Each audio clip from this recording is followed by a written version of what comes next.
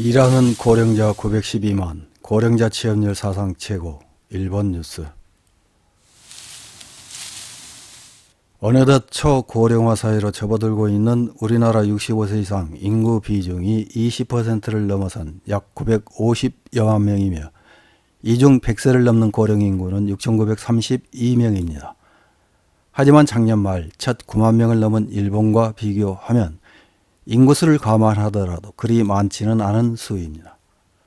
이렇게 고령사회로 접어들고 있지만 노후소득 보장제도는 미흡해 일하는 고령자는 계속 늘고 있습니다. 통계청이 분석한 2023 고령자 통계를 보면 65세 이상 고용률은 2022년 기준 36.2%로 주요국 중 최고 수준입니다. 우리나라보다 일찍 초고령화 사회에 접어든 일본의 65세 이상 취업률은 2022년 기준 25.2%이며 취업자 수는 912만 명입니다. 취업자 총수에서 차지하는 고령자의 취업 비율은 13.6%로 취업자 7명 중 1명이 65세 이상입니다. 일본 고령자와 관련된 좀 더 자세한 통계를 니폰닷컴이라는 매체에 실린 기사를 통해 확인해 보겠습니다. 먼저 9월 15일에 보도한 100세 이상 고령자 9만 2천 명, 여성이 90%, 53년 연속 증가라는 제목의 기사입니다. 2023년 9월 1일 현재 주민기본대장에 근거한 100세 이상 고령자 수는 전년보다 1613명 증가한 9만 2139명입니다.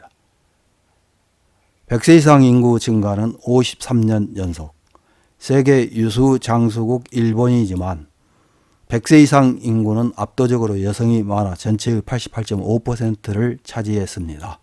일본 내 최고령은 여성이 116세, 남성은 111세입니다.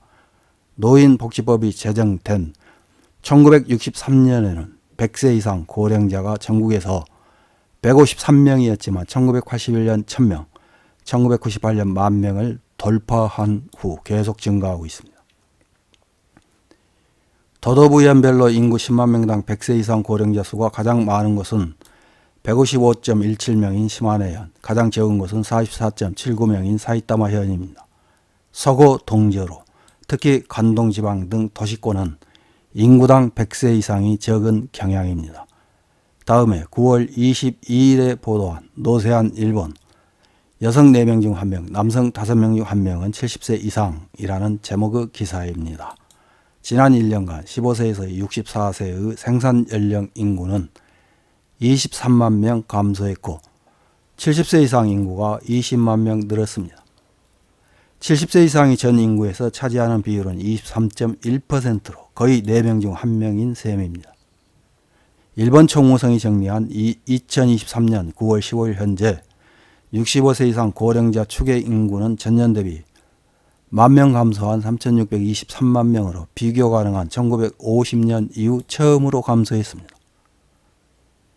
다만 총 인구에서 차지하는 비율은 0.1포인트 증가한 29.1%로 사상 최고치입니다.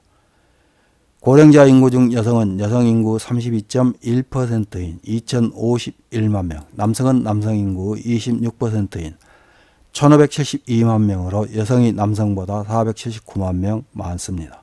70세 이상 인구는 전년 대비 20만 명 증가한 2,889만 명으로 총 인구에서 차지하는 비율은 전년 대비 0.2포인트 상승한 23.2%로 여성 4명 중 1명인 셈입니다. 남성 5명 중 1명은 70세 이상입니다.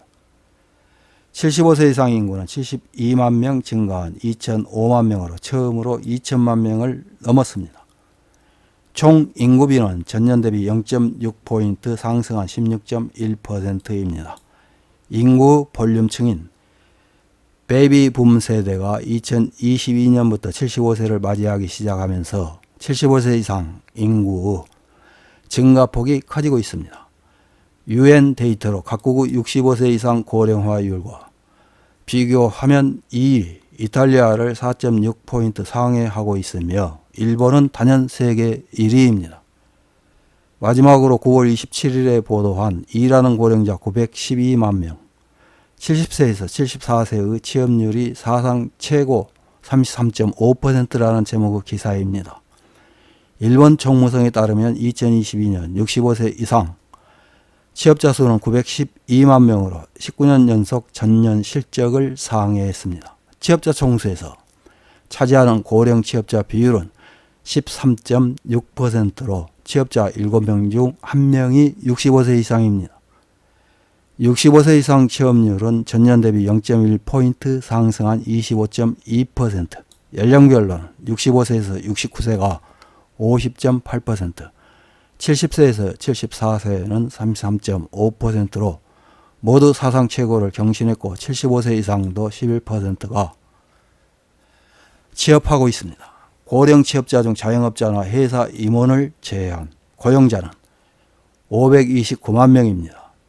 그 고용 형태는 76.4%가 비정규직이며 특히 파트, 아르바이트가 절반 이상을 차지합니다. 정규직은 23.6%입니다.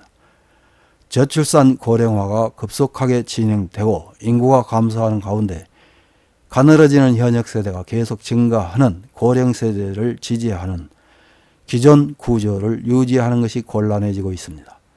2021년 4월에 시행된 개정 고연령자 고용안정법에서는 기업의 노력 의무로서 70세까지의 정년 인상과 재고용을 포함한 계속 고용 제도의 도입 등을 요구하고 있습니다.